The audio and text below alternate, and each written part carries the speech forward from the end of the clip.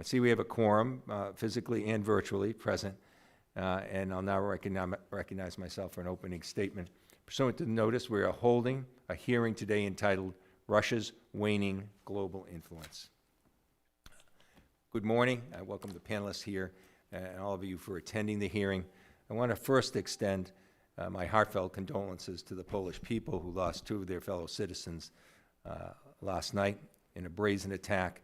Yesterday, the Russian Federation launched almost 100 missiles into Ukraine, and Ukraine scrambled to defend their territory and to protect their people. During the attack, a projectile landed on Polish territory, and Polish authorities have found fragments from a Ukrainian-launched Russian-made air defense missile. This is an unfortunate accident, but ultimately would never have happened without Russia's unprovoked war of aggression on Ukraine. The United States will continue to stand by Poland, our NATO allies, and Ukraine as Ukraine continues to fight to defend their freedom and their independence.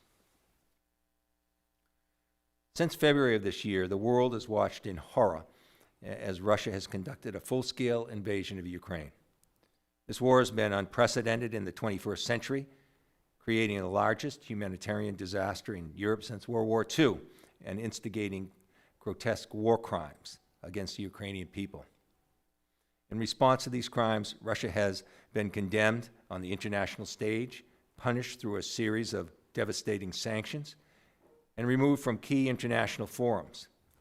Further, the Russian military has been humiliated on the battlefield, and Russians have been forced to face the horrifying reality that their soldiers are waging a brutal assault that has led to the death of over 6,000 innocent Ukrainian civilians. Bearing these facts in mind, I believe it's important that the United States assess the results of Russia's greatest strategic blunder and strategically contextualize Russia's new position as a pariah state within the international world order.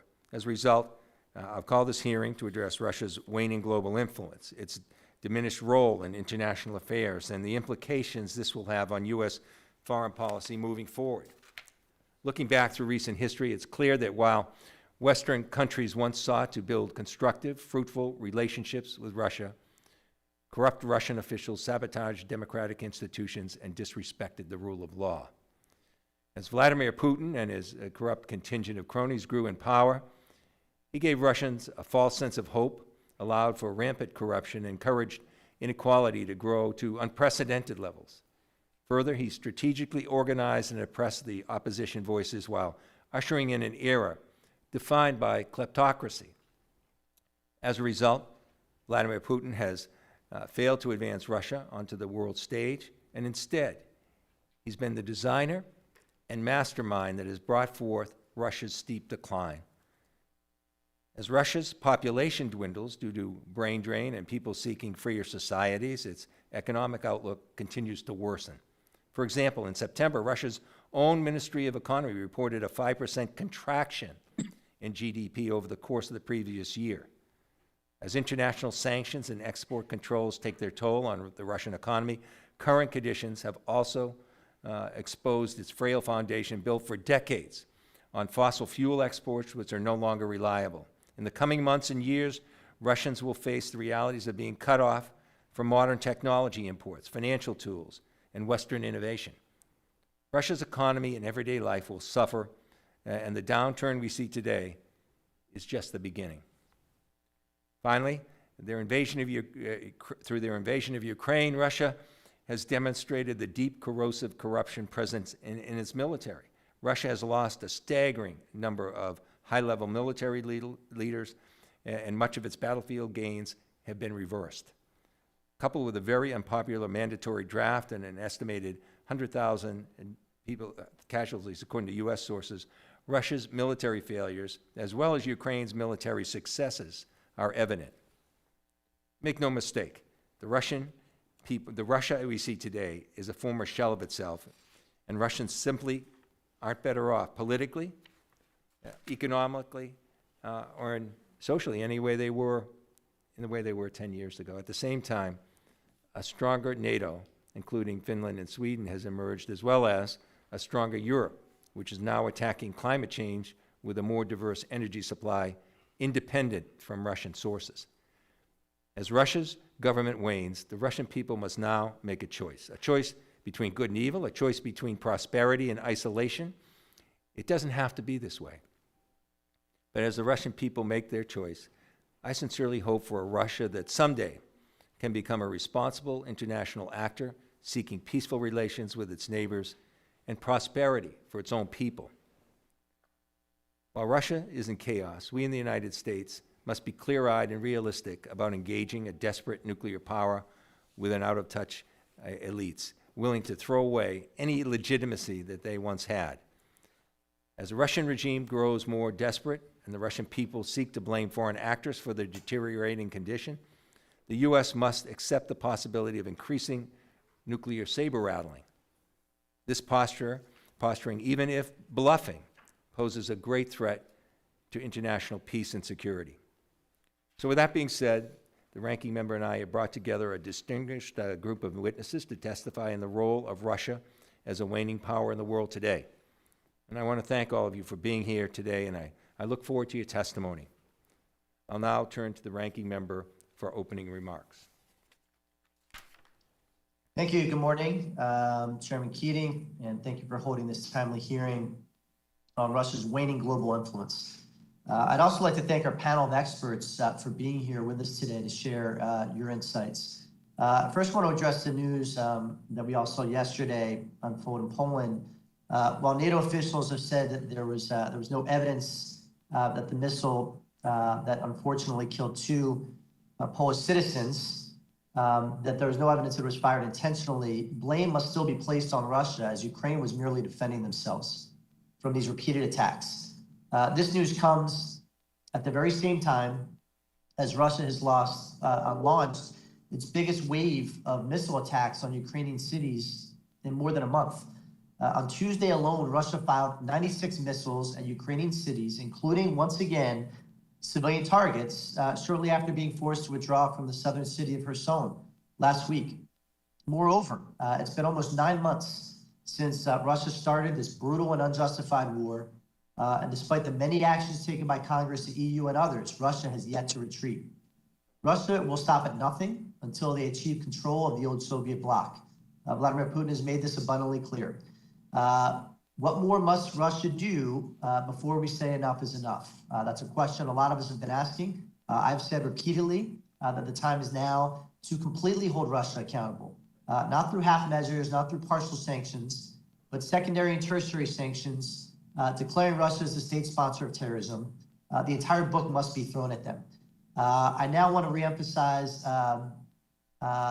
this notion in wake of more innocent civilians being killed in countries that are now beyond Ukraine, now with the attacks yesterday that landed in Poland. I look forward to continuing this dialogue to see what mechanisms are available to ensure that Russia's influence continues to decline and that they are held fully and unequivocally accountable for the genocide that is ongoing to this very moment in Ukraine. Thank you, and I yield back. And thank the ranking member. I'll now introduce our witnesses. Heather Conley is the president of the German Marshall Fund of the United States. Welcome. Secretary Ernest Moniz is the CEO of Energy Futures Initiative and the Nuclear Threat Initiative. He's previously served as the U.S. Secretary of Energy and is a proud native of Massachusetts and in my district currently, his background. So thank you so much. Of Azorian background as well. This is, have we had any more extensions to that? No, I think that's enough. Daleep Singh is the Chief Global Economist at PGIM, Fixed Income, and former Deputy National Security Advisor for International Economics. Jim Townsend is a Senior Fellow at the Center for New American Progress and the former Deputy Assistant Secretary of Defense for European and NATO Policy. Rebeccah Heinrichs is a Senior Fellow at the Hudson Institute. It's an extraordinary collection of witnesses for this important hearing and to give from different perspectives some depth in terms of what we're looking at. We can't cover everything today, but certainly we're well represented in so many different sectors. And I think it's important to recognize that, because this will be, what's happening in Russia's decline isn't one sector alone. It's in many sectors. So thank you for making your schedules available to us, and I appreciate it. I'll now recognize each witness for 5 minutes without objection. Your prepared written statements will be made part of the record. Ms. Conley, you are now recognized for your opening statement. Thank you, Chair Keating, Ranking Member Fitzpatrick, for holding this timely and important hearing to assess the strength of Russia's global influence post-February 24th, particularly against the backdrop of yesterday, the largest missile attack against Ukraine since the beginning of the full-scale invasion. Your question reminded me of the question that the State Department posed to the U.S. Embassy in Moscow in 1946 regarding the sources of Soviet conduct. And as George Kennan did in his long telegram, we need to assess Russia's global influence on two levels, the official and the unofficial. The official influence, which strengthens the prestige of Russia, is, of course, Russia's nuclear arsenal, its military prowess, its energy and critical mineral wealth, and its position on the UN Security Council. And I know my colleagues on the panel will focus their analysis on the changing dimension of Russia's official influence, and I'm happy to weigh in during the question and answer. But I'm going to focus my remarks on Russia's unofficial influence, or as I call it, the Kremlin playbook, which is by nature negative and destructive and opposes and complicates the West's foreign and security policy objectives. So there are 5 primary categories of malign activities where Russia has achieved some considerable success: disinformation and misinformation, malign economic influence to achieve state and elite capture, the use of private military contractors such as the Wagner Group, cyber attacks and implantation of malware and criminal ransomware, and the weaponization of history, the church, faith, and traditional values. So I'm just going to focus my remarks on disinformation and political and elite capture, and I look forward to your questions. So in the post-February 24th environment, the Kremlin's malign playbook has been highly adaptive, with disinformation as the perfect example. The US and the European Union banned RT and Sputnik, and it reduced its numbers of interactions on Facebook. And Russian state media engagements and interactions declined in the United States and Europe, but they simply intensified across the global south. So, for example, RT on Espanol is the most engaged account on Twitter. The French government banned RT France and Sputnik France, but it has now been repurposed as Sputnik Afrique. Accounts for RT India and RT Hindi were set up in September. RT on Espanol has set up a multiple spin-off of accounts, which for months has been one of Russia's most influential state media accounts. RT on Espanol has also taken a range of steps to get around platform restrictions, such as promoting their content via different domains. And our EU colleagues have also observed Russian disinformation actors seeking to portray themselves as authentic European news and promoting pro-Kremlin narratives. So they're also using alternative platforms. Despite being taken off of YouTube, they're looking at other platforms such as Rumble, Gab, and Odyssey. So we see Russian operatives running covert information operations on these new platforms despite limited engagement. Finally, Russia's malign economic and political influence also continues to adapt to increased scrutiny as sanctions regimes tighten and transparency measures increased. There is a constant stream of new revelations of alleged penetration of senior European officials. And I believe Russia will increasingly rely on a malign finance toolkit, including a vast network of institutions dedicated to mostly funds coveted from Western view to undermine Western sanctions and unity. New ownership structures of Russian firms will continue to circumvent these sanctions. So Western sanctions leakage is centered on Turkey as it seeks to welcome Russian wealth and seek advantage as Russia's new energy hub. Turkey's exports to Russia have increased by 87% as compared to the same period in 2021. Ankara has encouraged Russian oligarchs to reside in Turkey and bring their substantial assets to Turkey. Hungary has also started to prevent future EU sanctions against Russia and is blaming the EU for its current economic difficulties. So we see this adaptation concentrating on new disinformation outlets, concentrating on the global south, and finding willing NATO members, Turkey and Hungary, to continue to divide NATO. So in response, the U.S. and its allies must sustain and prioritize its diplomatic, military, and analytical attention on the ongoing adaptation and reconstitution of Russia's official and unofficial influence. But let me be clear, under the current regime, Russia will reconstitute both sources of its power over time. It will develop very sophisticated sanctions evasion tactics that we are going to have to be very aggressive in interdicting.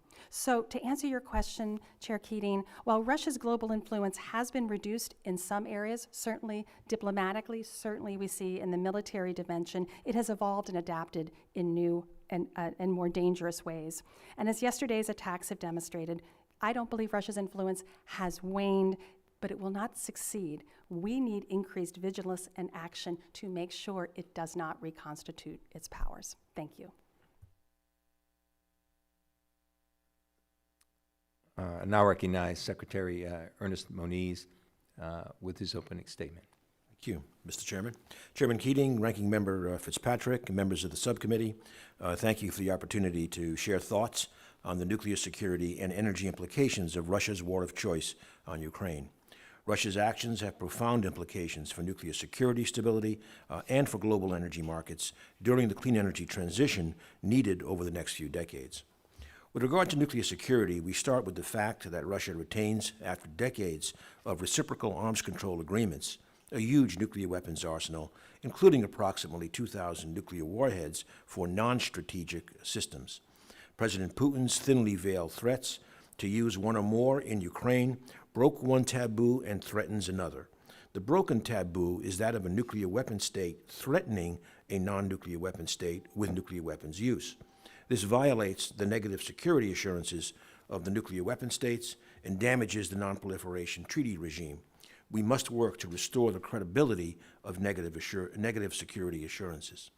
The second taboo, that against nuclear weapons use, must of course be upheld. The statements of Chinese President Xi that admonish President Putin for invoking the nuclear weapon threat have been encouraging within the chorus of international condemnation and American high-level warnings of very severe consequences for Russia of nuclear weapons use.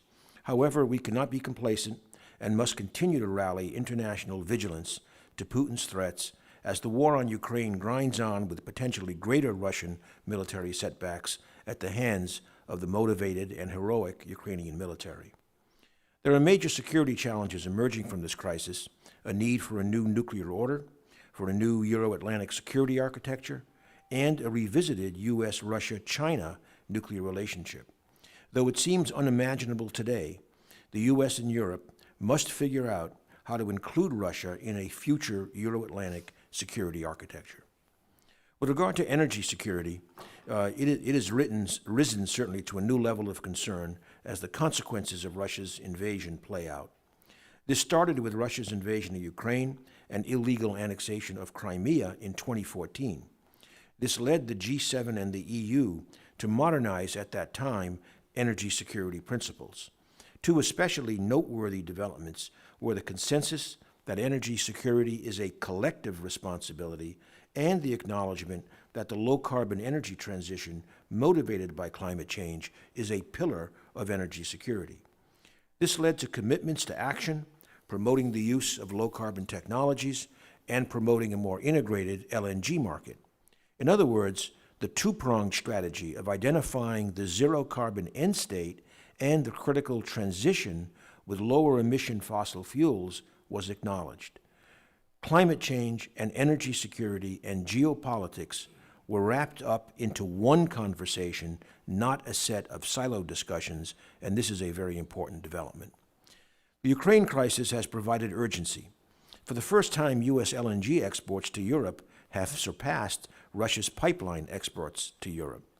But major European and global reset of the natural gas market, along with coordinated infrastructure development, understandably remains a work in progress. Increased U.S. production and LNG exports are a key piece of the puzzle and of our collective responsibility. There are also significant issues with respect to oil and oil product markets. In particular, oil price volatility, an issue with considerable impact on American and other consumers, is a front and center issue. On the supply side, the impact of the looming European bans and Western financial constraints are not fully understood. On the demand side, opening of the Chinese economy could provide demand-side price pressure, and a global recession would do the opposite. So it's very uncertain, but we will need to be skillful and responsive, together with allies and friends, to dodge continuing negative consumer impacts. I will conclude with a focus on nuclear power, which provides carbon-free firm power, and where Russia has a significant global footprint. Russia has behaved recklessly in regard to the operating Zaporizhia and closed Chernobyl power plants. This has already diminished their standing as a reliable supplier of uranium, enrichment, fuel, and reactors. This diminished status is likely to persist, especially if the U.S. and its allies and friends step up to the challenge. The Congress and the administration have taken positive steps with regard to both existing plants and new technologies, but much more needs to be done if we are to restore our profile in the nuclear supply chain and simultaneously address our national security needs with regards to a reliable nuclear deterrent and naval propulsion. The key part of the supply chain that needs to be addressed is American uranium enrichment capacity, including American origin technology that can meet our national security needs. Now is the time to grasp the opportunity for renewed global fuel cycle leadership with its commensurate benefits for advancing our non-proliferation objectives. Congress and the administration are moving out nicely, but the distance left to go should not be underestimated. This, as well as other issues raised in my remarks, are expanded upon in my written testimony, and I look forward to the committee's questions and comments. Thank you. Thank you. The chair now recognizes Daleep Singh for your opening statement. Thank you, Chair Keating, Ranking Member Fitzpatrick, members of the committee. I'll make 3 points on sanctions, their goals, the impact delivered, and lessons learned. First, on goals. We should think of sanctions as economic tools in service of a geopolitical objective. Before February 24, that purpose was simple: to deter Russia from invading Ukraine. How? By signaling our readiness to impose the most severe sanctions ever deployed. Of course, the rest is history. Once the invasion began, the purpose of sanctions evolved alongside 3 dimensions. In the short term, maximize the cost on Putin for continuing the war. Medium term, degrade Putin's ability to exert influence and project power. This is what we mean by strategic failure. Long term, generate a negative demonstration for any autocrat that might consider redrawing borders by force. In pursuing these objectives, we unleashed the full arsenal of sanctions we warned Putin about, itself the product of intense collaboration over months with counterparts from the EU, the G7, and beyond. Our shared mindset: attack pressure points, where our collective strengths intersect with Russia's vulnerabilities. 5 channels stood out. Channel 1 was what's known as a capital account shock. Together with 30 countries, we denied foreign capital to and blocked any transactions with the largest Russian banks, 80% of the total sector. To Putin's surprise, we then immobilized about $300 billion worth of his central bank's foreign currency reserves, disarming the financial fortress he'd built for a crisis precisely like this one. Channel 2 was the denial of cutting-edge technology Putin needs to sustain the invasion of Ukraine. Leading-edge semiconductors, AI, quantum, robotics, biotech, these are the foundational technologies that define the frontier of every modern economy and military. Denying these inputs meant we could degrade Putin's war machine in Ukraine and anywhere else for generations. Channel 3 was the removal of the benefits that Russia once enjoyed as a full participant in the global economic order. Its ability to receive a bailout from the IMF, its most favored nation trading status, its reputation as an investment-grade borrower. Channel 4 was the downgrading of Russia's status as a dominant energy supplier. And Channel 5 was our launch of a global campaign to expose and hold to account the Russian kleptocracy, by seizing their yachts, fancy cars, luxury apartments, private jets. The Russian people have been getting ripped off by Putin and his cronies for a long time, and they deserve to see it for themselves. In terms of the impact so far, I can summarize by saying sanctions are doing their job. Russia's economy is projected to shrink by about 8 percentage points this year and next, by far the deepest recession in any country in the world over this period. And for years to come, Russia's economic prospects are bleak and depressing. As expected, the sanctions generated financial shock and awe, causing the ruble to crash to its weakest level on record. The ruble's free fall spiked inflation and then interest rates to multi-decade highs, leaving a lasting dent on Russia's growth. So did the exit of more than 1,000 multinational companies. So did the flight of more than 500,000 of Russia's best and brightest talent. Turning from the macro impact to the micro, we know that Russia's imports have fallen by roughly 2/3 since the invasion due to our export controls. The crippling effect of these controls on Russia's military-industrial complex are both profound and underappreciated. I've given you a sampling of these impacts on precision-guided missiles, tank production, avionics, and so forth in my written testimony. Regarding energy, the bottom line is Russia's role in global markets will never be the same. The IEA estimates that Russia's global share of fossil fuel exports will decline by half by 2030 under current projections. As a concluding point on impact, let me underline that sanctions were never intended as a standalone solution to the invasion. Sanctions work when they're part of a broader strategy, alongside doing all we can to support Ukraine's fight for freedom, doing all we can to isolate Putin diplomatically, doing all we can to help the rest of the world deal with the spillovers of Putin's war. Executing across all these fronts is how we'll create staying power, and staying the course is how we'll create leverage for Ukraine if and when it chooses a diplomatic settlement. Will leverage be enough? Getting into the mind of Putin is outside my expertise, but I'll submit that even an autocrat like Putin has a social contract with the Russian people. He took away their freedom and promised stability. So the bet we're making is the instability he's delivered will matter, if only because Putin cares about staying in power. If thousands of body bags are being sent back to Russia, if debit cards don't work, if capital and talent are fleeing the country, if your country's in default and shunned as a global pariah, is this really the endgame Putin is playing for? And how does he weigh that endgame compared to the cost of pulling back from the brink? That's the question we put to Putin. Now, lessons learned, I'm enormously proud of the unity we forged with the EU, the G7 and beyond within hours of the invasion. But I also understand why the actions we took are a scary prospect for the other parts of the world. So in my judgment, we need to take 3 actions to win the global narrative. First, we should write down and articulate a doctrine of economic statecraft at the highest levels of government. We've spent hundreds of years crafting military doctrine, only a tiny fraction of that time crafting a doctrine of economic statecraft. Second, we should continue building an analytical infrastructure that takes economic statecraft seriously. And lastly, we should balance how we deploy economic statecraft. Sanctions deliver enormous pain. And the message is if you don't change behavior, more will come. But this message rarely wins hearts and minds. So it's on us to balance the increased use of sanctions with an even greater increase in statecraft that offers mutual economic gain. Infrastructure finance, bilateral aid, multilateral finance, debt relief, trade agreements can all serve this purpose. And in doing so, demonstrate the enduring and incomparable promise of American economic strength as a force for good. Thank you. Thank you. Chair now recognizes Jim Townsend for your opening statement. Thank you very much. Chair Keating, Ranking Member Fitzpatrick, members of the subcommittee, it is an honor to appear before you today to discuss changes in Russia's military, economy, and energy sectors following its war in Ukraine, how the U.S. has imposed costs on Russia for the invasion, and how the U.S. should address Russia's diminished global standing following the invasion. This morning, I will discuss specifically Russia's failures on the battlefield in Ukraine and the effect this has had on their global military influence. To save time, I'll hit the high points. I have much more detail in my written statement. Ever since Russian President Putin began his military reform effort after the poor showing of his army in the 2008 invasion of Georgia, expectations in the West were that the Russian army had finally fixed some of its problems, including command and control, secure communications, and obsolete military equipment. These expectations made the impact of Russia's failure on the battlefield in Ukraine quite stunning.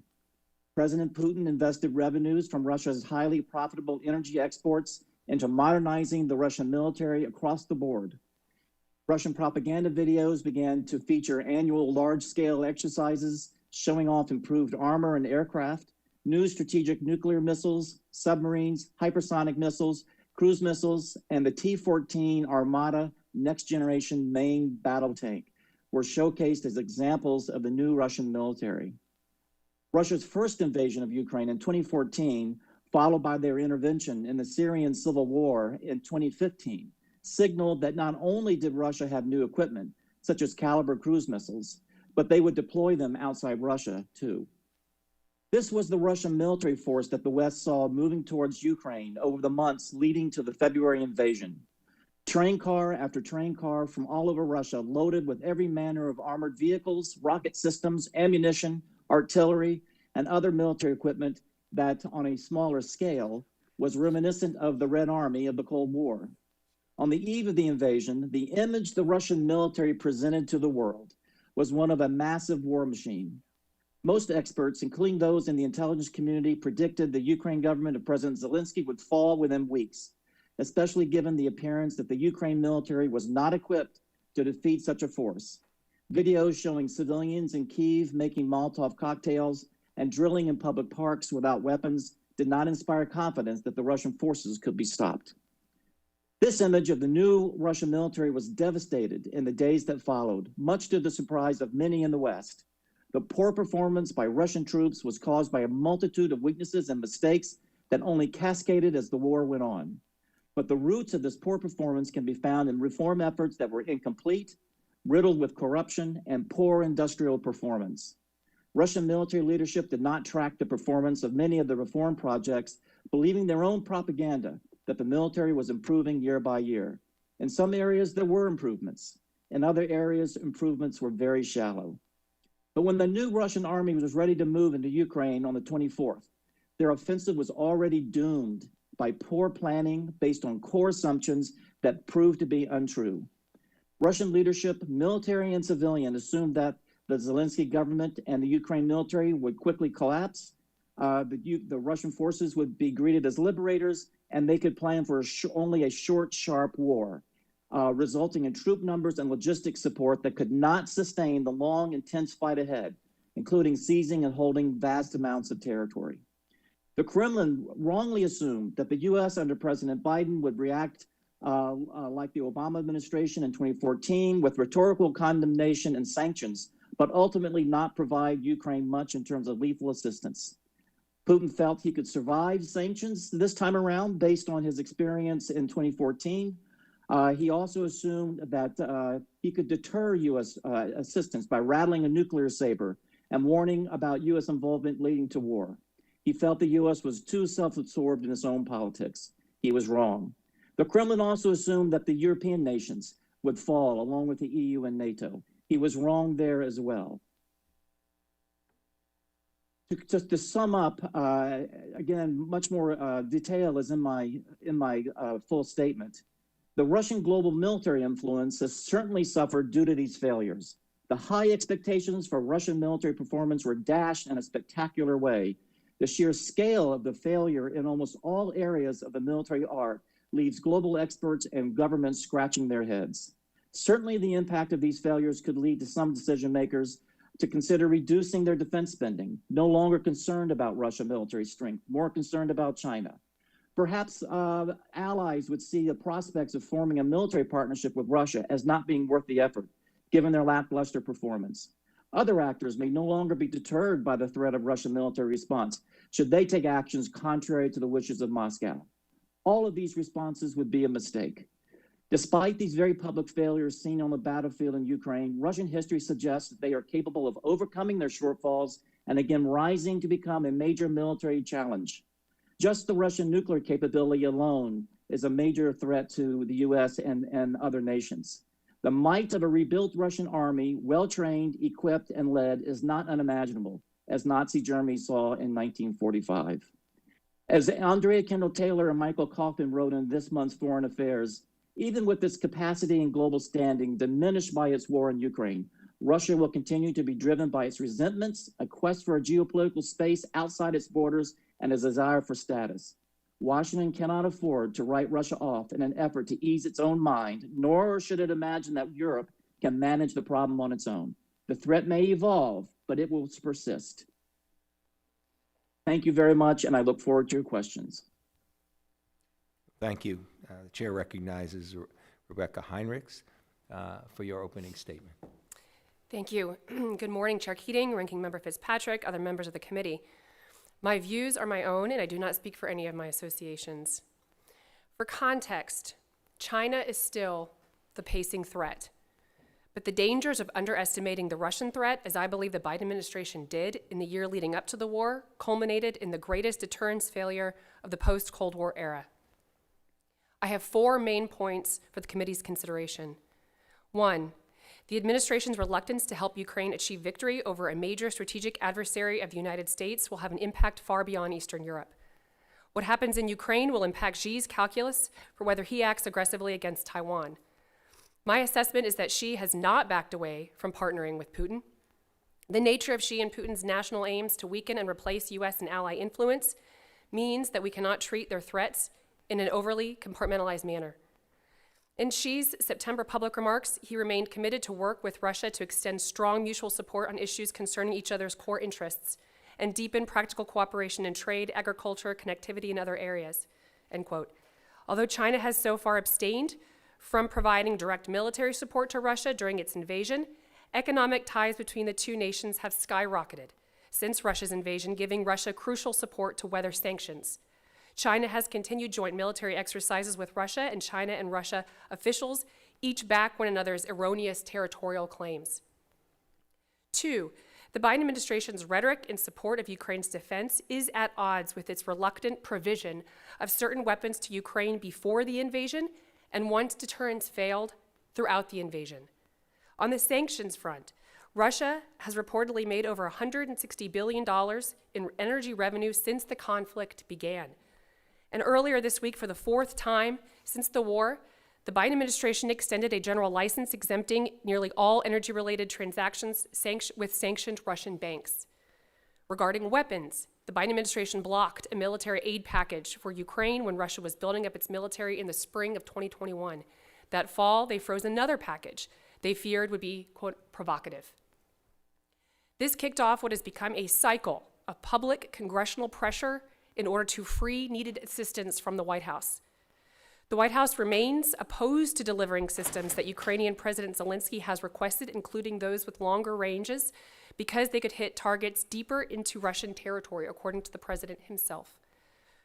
Rather than helping Ukraine win by expelling the Russians, the aim of the United States seems to be to help Ukraine not lose quickly. Put another way, the aim seems to be stalemate. Consider National Security Advisor Jake Sullivan's comment that, quote, we believe in a just peace based on the principles of sovereignty and territorial integrity that are not things we made up but are embedded in the UN Charter, end quote. A just peace will not be achieved through a premature ceasefire, which would permit Russia to cement their gains and finish mobilization before reattacking.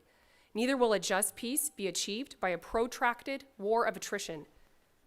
3, despite, and my corollary to that second point is that the administration's officials' public emphasis repeatedly on Russian nuclear saber rattling and pointing to that as reasons for precluding U.S. actions has taught as an important lesson that there is great value in nuclear saber rattling in wars of conquest, a lesson that she surely has not failed to learn.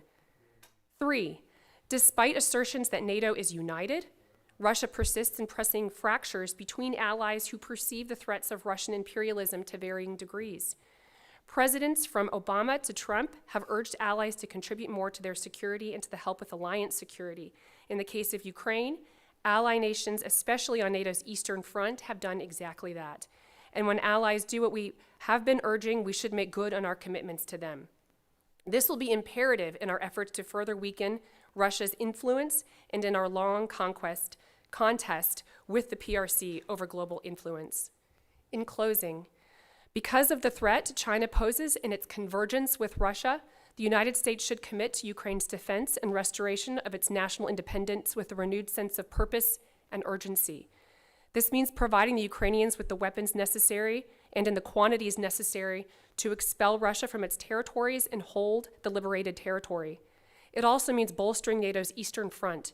Doing so could help shape Xi's calculations regarding possible attempts to unite Taiwan by force, especially if the United States and Pacific allies learn from the failures to deter Russia and bolster military preparedness now to deter PRC aggression. Thank you for your time, and I look forward to answering your questions. Thank you very much. I'll now recognize myself for 5 minutes for questions. I'll begin with Ms. Conley, who made a statement about what amounts to whack-a-mole in terms of disinformation. We can pound one down and it pops up somewhere else. You didn't get into what's happening with the U.S. in terms of disinformation. And I'm concerned in our own disinformation vulnerabilities. And I look at Twitter and the recent discussion about whether or not to free up avenues of control of disinformation and the personnel cuts that dealt with that control itself. What do you see about our own vulnerabilities here in terms of Russian disinformation, and how can we counter that? Thank you, Chair Keating. What we've witnessed actually both in the 2020 and the most recent election actually has been a drop in a focus on the U.S. Elections. We think in part because that has been their focus on Ukraine, the global south. But what we are watching, and my colleagues at GMF and our Hamilton 2.0 dashboard, what they've been noticing is previously Russian disinformation would try to go on both sides of an argument to amplify and to have that the societal clashes. What we see with their new selection and going into new platforms is they're actually very focused on one side, particularly in the far-right media space, really adding additional furor and amplification. And that's why going to those more limited platforms, but that's where really the more virulent of that information's coming from. So I can't necessarily explain to you why we're seeing that we saw that limited decrease in both Europe and the US, but what we saw, as I mentioned in my written statement, is it transitioned to, again, Spanish language. That was really pumped into, so communities that may have not had that are now experiencing that. Could some of that also be explained by a better, awareness of disinformation itself? And now is that at stake when you look at Twitter and what they're talking about going in the other direction? So this is where absolutely what we notice is we need to now be vigilant, as in the whack-a-mole, as you rightly said. So they're disguising themselves, and if the safety and monitoring teams are disabled, these platforms cannot catch it. And so we want to work more with the platforms to make sure they put that rigorous safety in there. Secretary Moniz, we saw yesterday what happens. War is messy, and mistakes happen, accidents happen. And my concern remains, one of my primary concerns remains what's happening with the nuclear facilities within Ukraine as Russian targets a lot of the areas around that. In fact, the southern nuclear facility, I think they were less than 2 football fields away with some of their targeting and bombing. And I met earlier this year with IAEA and its director, Rafael Grossi, and the concern he had about that. Given your background, how do you assess this, what I think is a growing concern? Yes, Mr. Chairman, I would agree with you. The Zaporizhia plant, which is the largest largest nuclear plant in Europe, is literally on the front lines of the fighting. It's on the banks of the Dnieper reservoir, basically. Also, less noticed, I might add, in terms of the risk, is that it is also very close to the northern limit of Russian control. So it's close to another front on the east bank of the Dnieper. So Grossi, first of all, I think the IAEA is doing a remarkable job. They have 4 inspectors there right now in harm's way at the plant. The plant has had its external power cut off multiple times, including, again, quite recently. To date, we have been fortunate that all of the diesel generators have kicked in when needed. but that is not something that we want to keep testing. What is the risk, I mean, in So terms of lives lost? Yeah, and- so the risk is that even if the reactors are shut down in terms of producing electricity, the reality is it is a long-term risk of, frankly, a Chernobyl-type event, not as bad as Chernobyl for various reasons, but that kind of event if power is not continued, because the cooling must be active at all times. So Grossi has proposed a kind of a protection zone in which both sides would agree nobody shoots in and nobody shoots out, but that is not yet cast in an agreement between Ukraine and Russia. But further drive by Ukraine, which I think we all hope obviously would be successful, does put the Zaporizhia plant in a very awkward geographical location, shall we say. Yeah, to my mind, it remains probably the most daunting nuclear threat. Correct, That's right. available. And it's all about the Russian attacks, again, repeated attacks just yesterday on Ukrainian infrastructure, raise again this issue of if you can't supply external power, we are relying on the operation of a set of diesel generators. Generators, wow. Thank you. Chair recognizes Representative Dan Muser for 5 minutes. Well, thank you very much, Chairman. Appreciate it. Thanks to our witnesses as well. So we have some pretty big issues here, wide-ranging. We could probably be here all day. Appreciate very much your initial comments. So, Ms. Heinrich, you started talking about the slow approach that took place, the build-up on our part. We all kind of sensed that and felt that and had meetings on it, and not being provocative. Comment on that just for briefly, if you would. Thank you, Congressman. Leading up to the invasion of Ukraine, the Ukrainians were consistently asking for aid, understanding what was about to happen, looking at the mobilization of the Russian forces. And there were Department of Defense aid packages provided, drawdown authority provided, that the administration was still hesitant to provide to the Ukrainians. And then repeatedly, due to public pressure, congressional pressure, bipartisan pressure, I might add, that aid was finally released. But it has come, sir, through fits and starts, and there's just been this cycle of this public pressure needed.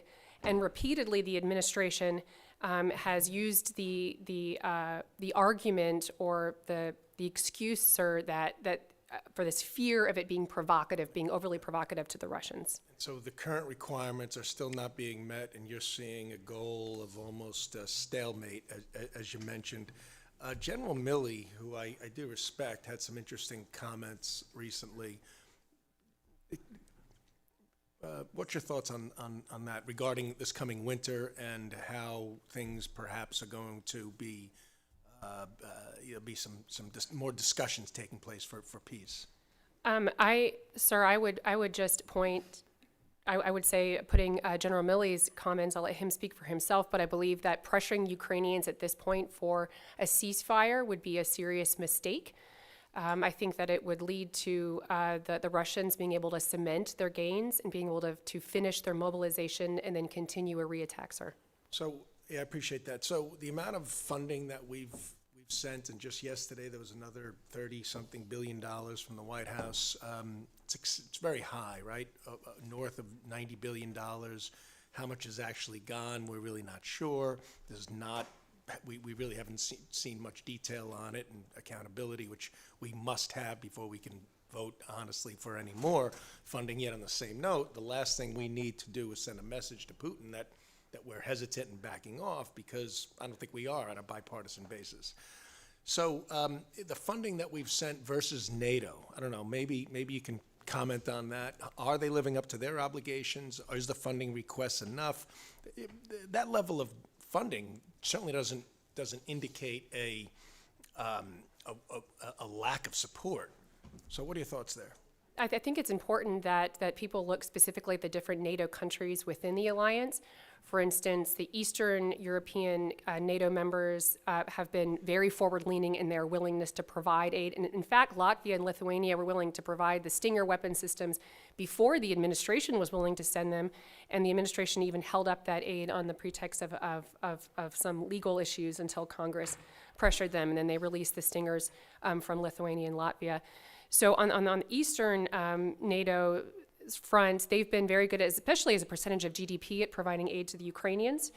I do think that there is great room for improvement on some of the, Germany, of course, in particular, for providing more aid. I do think, sir, that it's also important that people look at the difference in the aid packages between the military assistance, security assistance, versus some of the other things, humanitarian aid and economic aid, because there's a great difference there. And I still believe, sir, that it is well worth the cost given the geostrategic value of stopping one of the United States' greatest strategic foes, Russia, and also, sir, the important message that it would send for Xi Jinping. I agree with you very much. Secretary Moniz, what do you think the energy crisis is going to look like in Europe this winter? Well, we are very dependent on the weather, for one thing.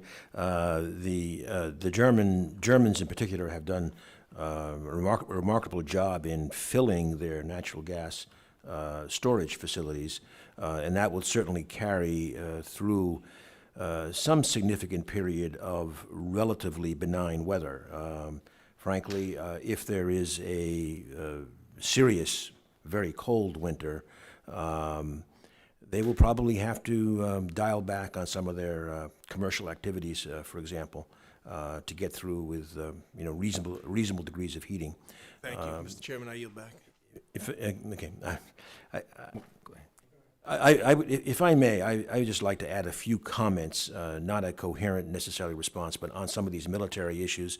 I think that we're not getting a fully balanced view in terms of the supply of strong, when it was needed, the anti-tank weaponry, which of course was critical in the approach to Kyiv, the unsuccessful approach to Kyiv, precision artillery, clearly outpacing the Russians. The Russian predicted dominance of the skies has just not happened. That's not by accident. Russia and NATO have both been partially deterred because of the risks of a major conflagration. I think we need a balanced view on all of this and have, and by the way, we all know that there are voices, including many congressional voices, arguing for a decrease in support for Ukrainian military capabilities. I personally do not agree with that. I think that the bipartisan support for continuing aid is critical. Thank you, Mr. Chairman. Chair recognizes Mr. Cicilline for 5 minutes. Thank you, Chairman Keating, and thank you to our witnesses. Secretary Moniz, good to see you. You have noted in your testimony a myriad of ways in which the United States and Europe have worked together to try to weather this weaponization of energy in this conflict. And I'm wondering if you could just speak to how might the expected global price increases for energy during this coming winter kind of weaken the resolve of some states around the world, and how can we as the United States provide some leadership in an effort to mitigate the likelihood that that can happen so that the entire freedom-loving, democracy-loving world remains united during what will be a very difficult period? Yes. Thank you, Congressman, and good to see my neighbor. As I emphasized, I think the real issue is a volatility that we really, I think we would be flipping a coin if we were trying to predict where things are going to go. And in particular, there's many areas, but in particular, I would emphasize two. One is the natural gas situation is clearly a place of great volatility. I believe, let me make it very clear, I'm obviously very strongly supportive of the transition to, let's say, net zero in the mid-century kind of time frame, but I think we have not done enough to recognize that just talking about the end state, it does not obviate the need for the hard work of talking about how to get from here to there.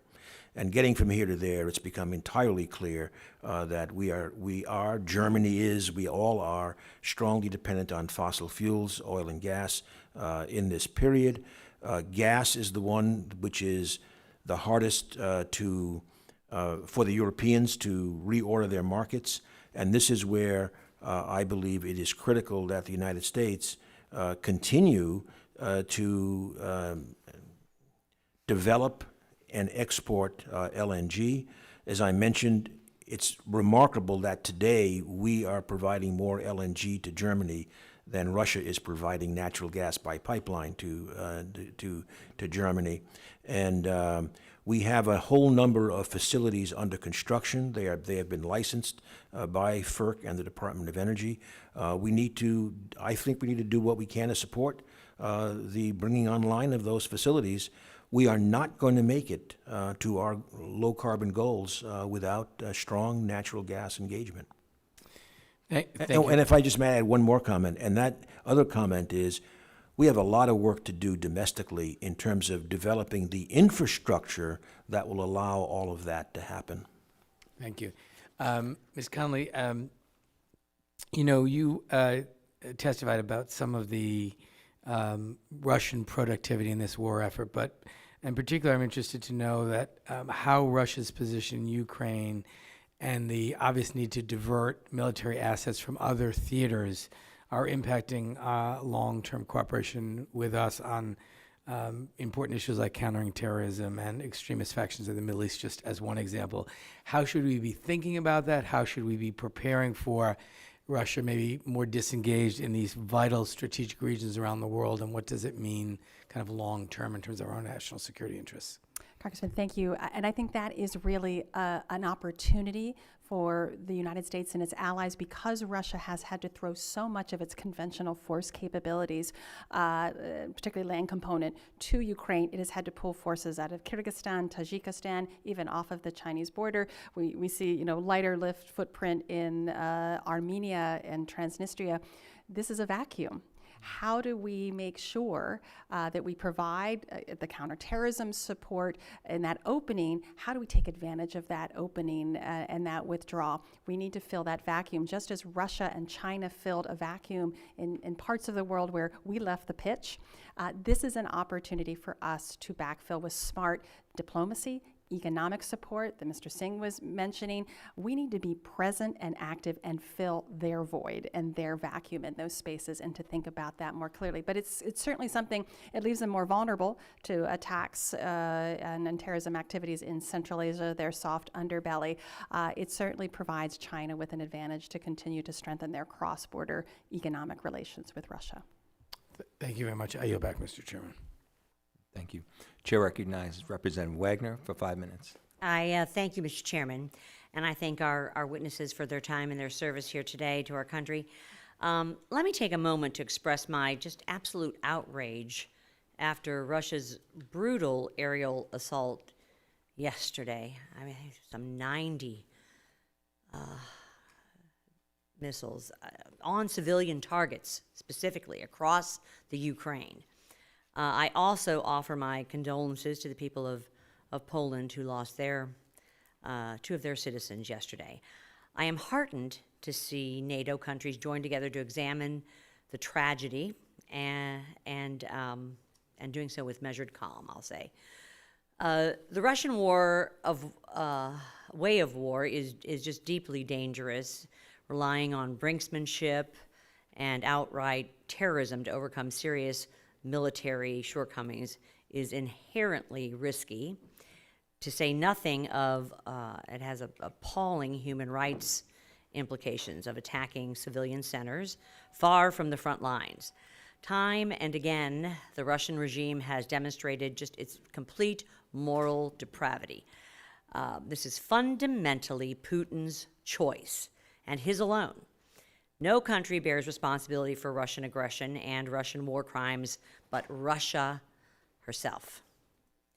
In the face of Ukrainian heroism, Russia is demoralized and desperate, but this war, sadly, is far from over. our adversaries are watching our response to Russia's brutality. They had hoped to see a fractured, weak West, and instead they learned that the U.S. and our allies are more determined than ever to protect our way of life than ever before. We must stay united not only for our own safety, but that of our closest partners, including Israel and Taiwan, South Korea, Poland, and the Baltics. These countries are facing down to existential threats from extremely dangerous and erratic neighbors. Mr. Townsend. Is Mr. Townsend here? No? Yes. Is he online? Mr. Townsend, great, Nope. thank you. Yes. I am gravely concerned about Russian influence operations in the Western Balkans, particularly in Bosnia and Herzegovina, where Russia is working to empower secessionist groups, inflaming ethnic tensions and raising the risk of instability. I have introduced legislation the House passed upholding the Dayton Peace Agreement through Sanctions Act to punish bad actors seeking to threaten Bosnian stability. What, can you tell me, is the status of Russian influence in Bosnia and Herzegovina, and what steps can the United States take now to combat Moscow's influence operations in Bosnia and throughout the Balkans?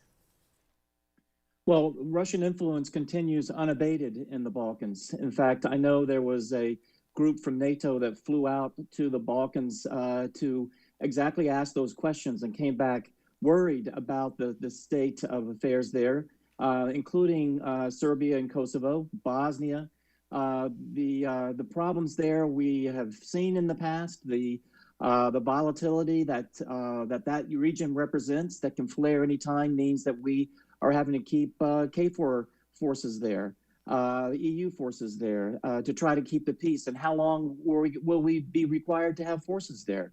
One of the things I think that we could do, and I'm so glad to hear about your legislation, is that we need to not take our eyes off the Balkans, whether it's the United States or many of the nations of Europe. We're not consistent in terms of our work in the Balkans to try to bring some stability there. The problems seem insurmountable. We have other issues with China and with what Russia is doing. And so we're stretched thin down there. And I think my major concern, and I'm sure your legislation will help, is that we double down on working with Europe particularly and with the UN down in that area to try to diffuse a lot of the problems. The license plate problem between Kosovo and Serbia. And some of the elections have brought in these nationalists who are eager for a fight. We've got to find some more creative solutions there. And I think our State Department needs to not forget that they are a major player down there and trying to come up with some creative solutions to keep things at least on a low boil. I thank you, Mr. Townsend, Yeah. and I'm about to run out of time. And let me just say, I have a very large Bosnian community that were refugees that fled to the greater St. Louis region, and it's of utmost importance on their minds, on mine. We shed a lot of blood and resources with the Dayton Peace Agreement, and we must be consistent in making sure that we hold these bad actors accountable, these secessionists. The recent elections, I think, show that. So I've got other questions, but I've run out of time, so I yield back, and I thank you, Mr. Chair. Yeah. Thank you for bringing the issue of the Balkans to the highlight that it deserves, given everything else that's going on. Chair recognizes Representative and Vice Chair of the committee, Spanberger, for 5 minutes. Thank you very much, Mr. Chairman. So I have 2 questions, and hopefully I will get to both of them. One of them is related to what it takes for the Ukrainians to win this war.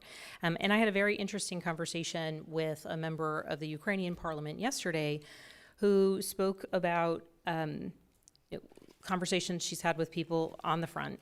And the question was, how can a small army fighting with Soviet equipment beat a big army fighting with Soviet equipment? And we have frequently had conversations about what type of equipment to send and when. And I recognize that there are many concerns that we and our allies have related to the advanced technology that could fall into Russian hands. But we have kind of had these conversations along the way as we have made decisions related to the Stingers and the HIMARS that have proved very, very important and useful on the battlefield.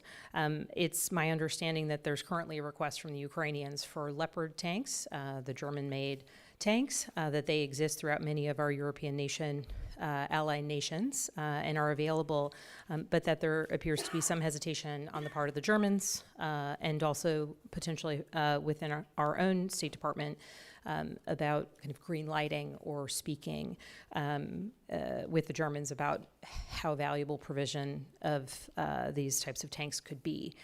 So I would like some comments on this. Ms. Conley, if I could begin with you, your thoughts on where the benefit is, or the kind of what could be some of the challenges, and if you could comment on that. Thank you so much, Congresswoman Spanberger. The definition of victory and winning, we need to enlarge that definition. It is, of course, giving Ukraine the capabilities to restore its territorial integrity and sovereignty. It's also giving it the means to economically recover. The victory will be incomplete unless we give a Marshall Plan for Ukraine to reconstruct that using Russian assets, I may hastily add. And the third part is exactly that. We have to give Ukraine the defensive capabilities to make it a porcupine that Russia cannot reinvade. We need to think about the modernization not only of the Ukrainian military, and it absolutely has to involve tanks. It has to involve, they are fighting for our freedom. We also have to, and Rebeccah was absolutely right on this, thicken NATO's eastern flank. They have just wiped out their Soviet inventory of equipment. We have an opportunity of a lifetime to modernize our entire NATO eastern flank with highly interoperable equipment. U.S. defense companies, European companies are ready to do that. We don't have the production capabilities to do that. So it's not only just the equipment and the German hesitation. We need to continue to work strongly with our German colleagues to get them over their historical concerns about this, but it's going to take a whole of NATO effort to do that. We have to think about the future as we're winning today. Okay, and I saw some nods in agreement, so I'll just take that information on and jump to my second question related to energy. And Secretary Moniz, I'm going to point this question to you. We know that several countries, such as Germany, have recently closed or announced the shuttering of their nuclear power plants. And so I'm curious, and you've touched on a variety of different things. What can the United States government do through agencies like the Development Finance Corporation to support and accelerate nuclear projects, potentially renewable projects where appropriate, kind of advanced reactor technology, some of the newer nuclear technologies that exist, so that we can get on the front side of what is this kind of ongoing or kind of impending energy crisis? Thank you. I will focus my response on the nuclear side. I can discuss the renewables, but on the nuclear side, right now there are more issues. First, the bottom line is we have a long way to go to rebuild our presence in the nuclear supply chain. The Congress and the administration have taken positive steps. For example, supporting the deployment of 2 of the new design, so-called Generation 4 reactors. However, the Russian situation has left us with no fuel for those reactors. So the Congress is now moving, including in the IRA, with $700 million, which I hate to tell you is only a start towards establishing that capability in the United States. As we do that, we need to have a global view. Because, first of all, in the climate context and in energy security context, a lot of countries really want to build out some more nuclear capability, carbon-free, et cetera. They really are interested in our technology, but they won't be if we cannot provide the supply chain for the fuel and the like. However, we also will not be able to develop our industry without their order book. Because for the small modular reactors, in the end, to make sense, somebody's going to have a big enough order book to invest the capital in building a factory. in having a dedicated workforce, which has been the bane of building nuclear power plants in this country.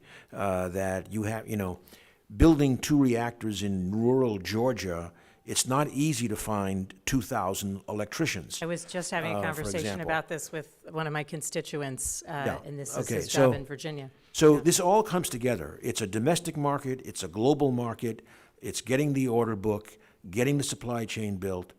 And I'll make one more comment, because there's much more we could say, but I'd be happy to follow up. And this is in my written testimony, and it's in a paper that we wrote at the Energy Futures Initiative in 2017. We are currently incapable of meeting, for the longer term, our national security requirements in the nuclear arena, because we have no American origin technology deployed for enriching the uranium we need to make tritium for the nuclear deterrent, or ultimately to make fuel for naval propulsion. So we need to take a holistic view of all of these needs if we are going to reassert our leading profile in the nuclear arena. Chair recognizes Representative Tenney for 5 minutes. I think it's on. There we go. Thank you, Mr. Chairman. Thank you to the ranking member. This question is for Ms. Heinrichs. I've been on a number of visits to overseas destinations, and at the end of every tour, you go in and see the dilapidated equipment and the needs for rebuilding. And there's often Russian equipment that we're using or our allies are using.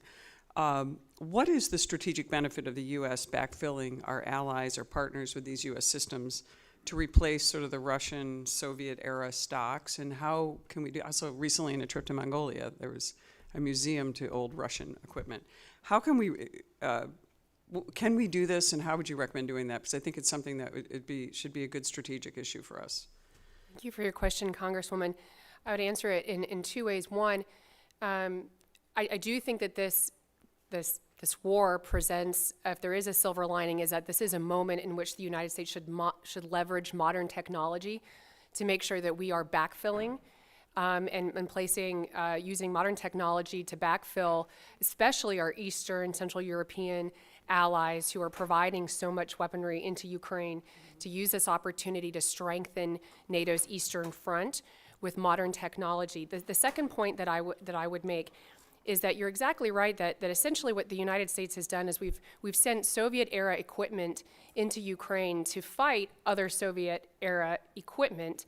And that has essentially been the strategy of the Biden administration. What I recommend actually is that we enable and empower Ukraine to fight Russia as though NATO would fight Russia, which is leveraging some of this modern technology, such as more advanced drones in the ATACMS systems as well, so that Ukraine can actually prevail over Russia and get to the end of this conflict. No, and I agree with you. This is an issue that goes all the way down into the Balkan region as well, who are concerned. They still have a lot of Russian equipment there. I just want to shift gears just a little bit from that to how do we, so back to this issue is, how is your assessment of this deepening strategic partnership between Iran and Russia, and undermining our interests, undermining our allies in the Middle East, Israel, our partners in the region? Can you just address that really briefly, if you could? Yes, ma'am. Not only is China and Russia and that convergence something that is real and present, but they're both leveraging rogue nations, North Korea and Iran. We've seen the Iranians provide drones to Russia for them to be able to fight the Ukrainians, which is why I think it's critically important that we not overly compartmentalize the different problems and threats, so that other avenues of this administration's pursuit, for instance, of the Iran nuclear deal, would be extremely ill-timed because of the flush of cash that it would provide the Iranians that they would then be able to use to fund the Russian war effort. Thank you. And Mr. Moniz, I just have a question. As we look at this situation, you pointed out nuclear power plants. My new district is going to have all 3 nuclear power plants in the state of New York that are left. And you talked about how are we going to deal with this situation where we have this need for a natural gas? We're having winter. We just got our big first snowfall up in upstate New York, which is very cold. Most of my district is on a lake, particularly a Great Lake with a lot of lake effect snow. How do we deal with some of the unrealistic climate goals that we have now while we're trying to get to? I mean, the goals that we have are unrealistic in terms of getting that delivery. What can we do to boost LNG deliveries to Europe and in ways that we're not as dependent on Russia and the Russian supplies, where so many countries from all Eastern Europe into the Balkans are dependent still on Russia? How would you get around that issue? Well, I think right now, in terms of LNG, we discussed earlier that first of all, energy security is a collective responsibility, and U.S. LNG is a very, very important part of the energy security picture right now. There's no question about it.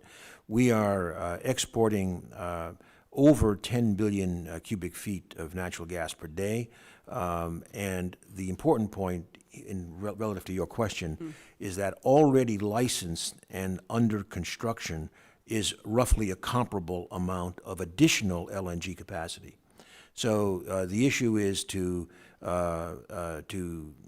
support. I mean, it's mainly now in the private sector since it's all licensed. It's now finishing that construction over the next year or so, supporting the export of that LNG. Indeed, I should just also add that we have redirected considerable LNG to Europe. We cannot forget about our friends in Asia as well, Japan and South Korea, who also desperately need that LNG. And so I think with the expanded capacity, the idea is to support the entire set of friends and allies that we have in both continents. Very, very, very important to continue on that. Thank you. I think I'm out of time. I yield back. Thank you. Thank you. The chair now recognizes Representative Pfluger for 5 minutes. Thank you, Mr. Chair. I appreciate the opportunity here, and thank you for your testimony. I believe that a large part of this energy crisis is self-induced because of policy that we see around the world. You know, on this particular committee, prior to the invasion of Ukraine, I actually warned the committee that lifting sanctions on Nord Stream 2 would have detrimental effects inside Eastern Europe and would embolden Russia to take steps that we have seen happen, and would encourage Russia to weaponize their energy supply. And actually, I was mocked on this committee by a colleague for some of those statements, but yet, you know, even though those warnings were not taken by the administration, I think a lot of them have come true. And over the past 15 to 20 years, the policy that we have seen specifically originating out of Germany and other places in Western Europe has led to what I would call a self-induced energy crisis. And so I appreciate your statement to say that energy security is a collective requirement. However, the administration has declared war domestically on our own energy supply. And the statements that say there will be no more drilling, no new drilling, I mean, that doesn't help us. That doesn't help the energy security here or in Europe. And in the 10 BCF that we are exporting, a large amount of that has actually been rerouted because of Asian willingness, the markets that are in the Asian markets' willingness to reroute that. And so I'm glad they've done that, but we're going to see a worsening of this crisis. And so my question for Ms. Heinrichs, how do you see, you know, what do you see the U.S. being able to do to boost our own output, to help more? If it is, in fact, a collective responsibility for energy security, what can we do right here at home to lessen this crisis and help the collective security? Well, sir, I would just want to just forcefully agree with your point that energy security is national security, and that the United States being energy independent is an important tool to defend our own sovereignty and also to insulate ourselves from some of these pressures that happen geopolitically when crises do unfold. The other point I think is really important, Congressman, is that the administration's decision to relieve sanctions on the Nord Stream 2, even though going against or waiving sanctions, something that the Congress had a bipartisan support for those sanctions to remain in place, I think also sent a very unfortunate political signal that the Biden administration was trying to, in a sense, appease the Russians or look for opportunities to collaborate with them. And that was just one piece of a larger series of political decisions that the administration made that led to this great deterrence failure. Well, thank you for that. And I think at the same time that we ease those restrictions, we also saw at the simultaneous time that was being done, the messaging here domestically was not helpful. So, yeah, go ahead. May I just extend on that, because I think it's quite relevant. I first of all want to say that I think it's not something I would support, certainly, to say that there is a war on these areas. I mean, the fact is, we are producing 12 million barrels of oil per day. We're almost, post-COVID, we're almost back to where we were before. We are producing 30 trillion cubic feet of natural gas, the most ever. So the reality on the ground is we are producing a lot of oil and gas. Sir, I would say that the permitting reform that needs to happen, let's just look at Ms. Tenney's district, the Utica formation in western New York. These places, we have pipelines, and this is really where I'm trying to go, that are 2 or 3 miles away from being completed, yet there is a war domestically on our own production, and it deals with and I know that this committee's jurisdiction is not the EPA, and this is not Energy and Commerce. However, if we're talking about Europe, the solutions originate here. Yeah, I think there are very, very strong regional variations, and in fact, earlier we said indirectly, but it's directly relevant to what you just said, is that we have a job to do in terms of our domestic infrastructure in order to be able to realize the energy benefits, that some of which we are not doing now. Yeah. Obviously, in Texas and the Gulf, it's a whole different world. Well, thank goodness it is, 'cause it's a state-driven process. And on the first part that you raised, quite correctly, when you mentioned Nord Stream, I just wanted to say that this goes back to when I was secretary in the Obama years. I mean, we were sternly lecturing our German colleagues about the lack of wisdom of a poor supply chain, shall we say, overly dependent upon one source, which was Russia, and that is part and parcel of my other statement, that we have not spent, and they did not spend, adequate time thinking about getting from here to there, where there was low carbon, and recognizing the critical role of gas in that transition, and having good hygiene in the supply chain. I hope we get to a second round of questions, whether it's nuclear, critical minerals in the Midwest, the carbon-based fossil fuels. Permitting is so important, and it's going to be important to the European national security discussion every single day. And with that, Mr. Chairman, I'll yield back. Thank you. The chair recognizes Representative Meyer for 5 minutes. Thank you. Thank you, Mr. Chairman, and to our witnesses who are here today. And I really have appreciated this conversation lately around the energy component. I want to get to Wagner Group and Novichok and other things of a darker dint. But it seems like there's really no substantive argument against the benefits of U.S. increasing our LNG exports and of Europe maintaining existing nuclear generation, electrical generation capacity. Is that fair, Mr. Secretary? Well, there's things that we agree with, but I think it would be fair to say that there are, of course, those who are concerned that increasing natural gas production and exports would provide a lock-in that would work against some of the low-carbon energy transition objectives. I would argue that we have a long transition to go. Gas is a critical, central part of that. Frankly, in this country, it's been the coal to gas conversion that has led to the majority of our own CO2 reductions.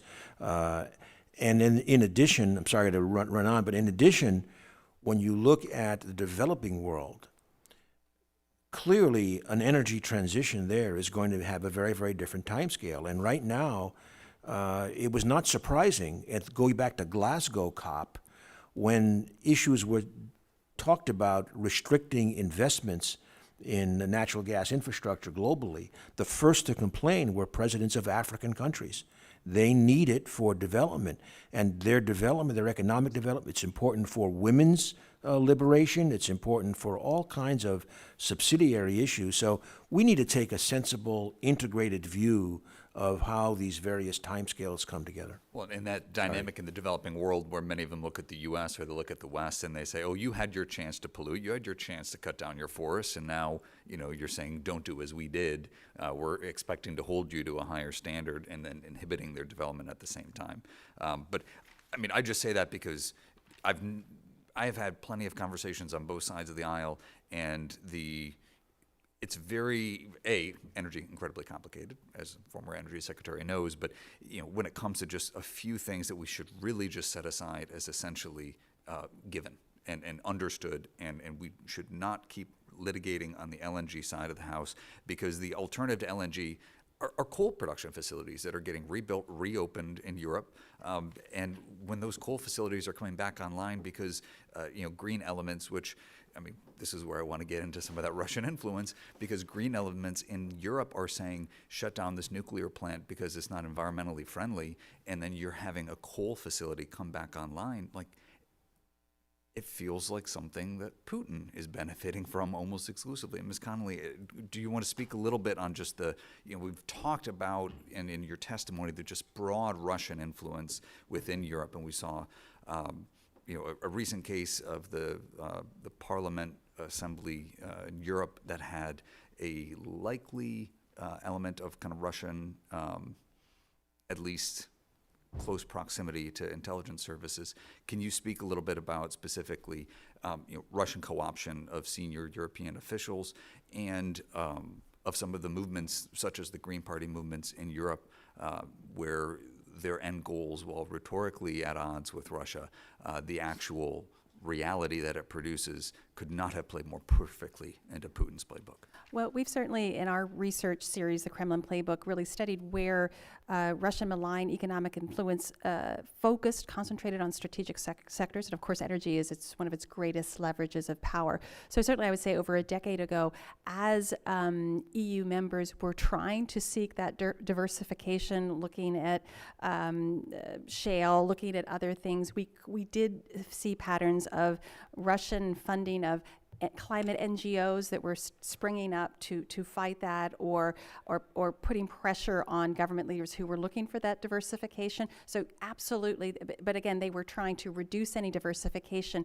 to maintain that dependency. Clearly, Germany is paying an extraordinary price for its lack of diversification, and it will continue to pay that price. As I'm hopeful because of gas storage ability this winter, I am more concerned about next winter, because that capacity will not be there. So yes, there is absolutely Russian influence. We saw in one Länder in Germany where the premier had created a climate foundation, but it was really, as it's been discovered, it was really something that Gazprom was funding in order to support Nord Stream 2. So yes, there is Russian influence, but there's decisions that sovereigns have to make about their energy diversification. It is all of the above. And in fact, the EU in its own green posture is, there's difference about nuclear between France and Germany. Clearly, they have taken an all of the above strategy because they have to. We all have to take an all of the above strategy to get to this transition. So energy security, our economic future, incredibly important, and we have to work closely with Europe to make sure we can do that. Thanks, Mr. Chairman. Could I just add a footnote to? I was just going to yield back, but I'm happy to let the conversation continue, Mr. Chairman. Okay, thank you. Well, I just want to add a footnote to what Heather just said, and in total agreement that the next winter is looming very, very large. And part of that is going to be because as we get through this winter, our Asian customers are going to want to start getting more of that gas as well.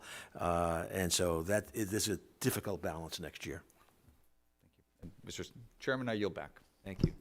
I don't think with the constraints of time, we'll have a whole round of second questions. Once we start, we go all the way through. But we've had 5 witnesses, and that's a high number for most committee hearings.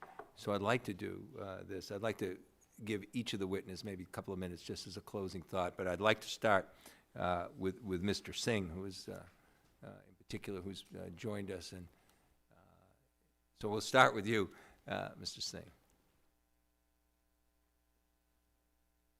Sure. Thank you, Mr. Chair. I think most of this conversation has focused on energy. There have been a few other issues raised. I guess I'll just summarize on a couple of topics that were mentioned. Number one is our unity. And I think, in terms of what this Congress can do over the next 2 years is just continue to have unwavering bipartisan support for Ukraine. We all know this was a reckless gamble by Putin. He's betting that we'll fatigue, that the West will move on, that his tolerance for pain is greater than our commitment to defend freedom, and that in his so-called backyard that he's in charge. That's what we're up against. So that's point one. I think, the other point I want to make, it was raised earlier, why didn't we unleash all of our sanctions preemptively? And there are a couple points to make here. Number one is we never thought of sanctions as an end to themselves. Imposing costs, that's not a strategy. The goal was to prevent an invasion of Ukraine. And unleashing the full arsenal of sanctions preemptively would make these sanctions a sunk cost for Putin. In other words, in his mind, he might have thought, I've already paid the price. Why don't I take what I've paid for? The second reason we didn't unleash the most severe sanctions preemptively is it would have validated his assertion that we were never serious about peaceful diplomacy. And number three, it would have broken the unity that we worked so hard to create for months preceding the invasion. Unity, just to underscore, it's a force multiplier, both on the direct impact of the sanctions and export controls, but even more importantly, as a signal that our cause is not the unilateral exercise of American financial force, but it's the shared defense of core principles that underpin peace and security around the world. Thank you. Thank you, Mr. Townsend. Well, thank you so much for the opportunity both to speak with all of you today and for some closing thoughts. And I thought I would just make a statement on a bit that I jumped in my opening statement, and that is, as you look at the impact on Russian military influence globally, which was the question I needed to look at, there's one impact that I think is going to last a long time, both for Russia as well as the Russian military. And that's the atrocities that we've seen, the torture, the genocide that we've seen at the hands of the Russian military. It's not just Putin, in the Kremlin issuing these orders. It's not following orders by civilian or military superiors. A lot of these atrocities are done at the hands of Russian soldiers themselves. That's something that we never thought we would see again after the horrors that came out of World War II. We worked really hard to expunge that out of Germany and Japan and try to find a way where atrocities would be something that we could deal with in other ways. But to see this happen as part of the Ukraine fighting done by Russian soldiers, that's something that will always stain the Russian military as well as the Kremlin. And that's a major global impact. 10 years from now, as a global, as a Russian soldier is seen around the globe, that Russian soldier will be representative of a group that turned back the page of history to an awful time in World War II of atrocity. And that's going to be a legacy. It's going to be very hard for the Russian military to scrub off. Thank you, and thank you for bringing that point forward. This committee has had multiple hearings on Russian war crimes in Ukraine, and thank you for closing with that thought. Ms. Heinrichs. Thank you, Congressman. I would just remind the committee that we face two major strategic rivals, both of whom are major nuclear powers, China and Russia, and that we should understand that Russia is still using its nuclear weapons, if not by employing them, by using them coercively, and that their nuclear weapons in theater outnumber U.S. nuclear weapons in theater 10-1. Those weapons are unconstrained by treaty, and they are causing the United States to become, in my estimation, overly risk-averse in providing even conventional weapons to Ukraine necessary to help Ukraine finally achieve victory over over Russia. And so I would urge the committee to support Ukraine's continued efforts to defend its sovereign territory, including by supporting Zelensky's requests for more advanced weapons systems so that Ukraine can actually fight Russia the way NATO would fight Russia, using heavier drones, bigger drones like the MQ-1 Grey Eagle, the ATACMS. Those are necessary weapons to ultimately push Russia out of Ukraine's territory so that we can communicate not only to Russia that they will not prevail in this way and that they cannot use nuclear coercion for imperialistic aims, but that we also communicate to Xi Jinping that nuclear coercion will not work for the United States. It will not deter the United States from defending our key interests. Thank you for your time. Secretary Moniz. I would just re-summarize, first of all, that the Russian invasion of Ukraine has certainly upended lots and lots of geostrategic considerations that we need to reconsider. One, mentioned earlier, Putin has already crossed a red line in the sense of using nuclear weapons as a threat against a non-nuclear weapon state. This is going to require some re-examination, especially with the non-nuclear weapon states, as to how the non-proliferation regime functions. Secondly, we are going to have to rethink, quotes, the nuclear order. Part of that is, we just heard about China. China has plans to, over the next, let's say, decade, we believe, to become a near-peer competitor in the nuclear weapons domain. That makes traditional arms control approaches inoperable. We need to rethink how to do that. We need to rethink Euro-Atlantic security architectures I mentioned earlier. And as I said, I believe, like it or not, that will not make any sense in the longer term without finding a way for Russia at the table, as hard as that is to imagine at the moment. On the energy side, I think we should, understand that, look, Germany, we've said now many times, did not have very good supply chain hygiene with gas. On the other hand, on Russia's side, frankly, there's a strong, putting everything else aside, a strong logic for wanting to more and more be in that market. It's the logical market for Russia, for Russian gas. What they've managed to do now is get rid of their logical market. It ain't going to happen again, at least not in the same way. And it's going to take them a lot of time, post-Ukraine, a lot of time, a lot of money to rebuild an infrastructure to be part of the global natural gas market at the same level. My last comment on energy would be to say that we heard the words energy independence used earlier.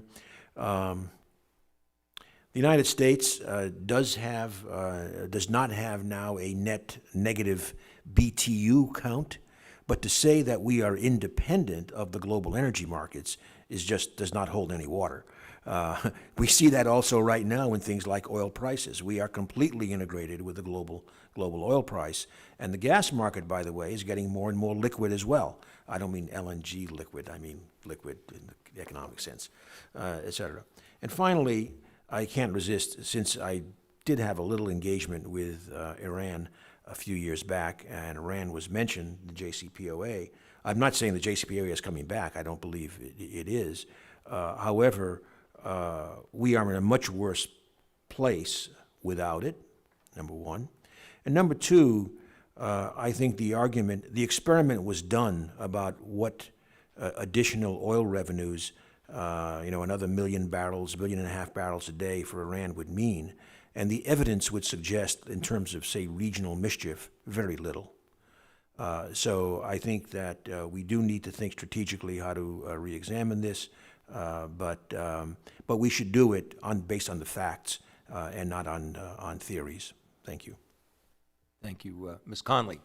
Well, let me thank you, Chair Keating, for holding this hearing and for the spirit of bipartisanship, because we will only be successful if we have a strong, united, bipartisan policy.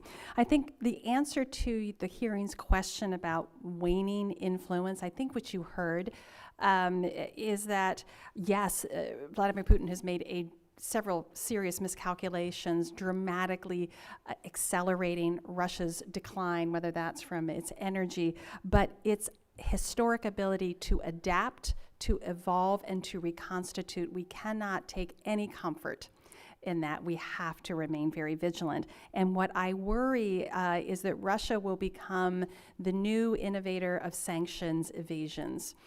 It will learn from Iran. It will learn from North Korea. And we have to make sure we are extremely vigilant on that fact. And finally, and I think this is also the Sino-Russian alignment that we are talking about, we have to be extremely vigilant about China's increased support potentially for Russia. Finally, I would just say Ukraine's future is our future.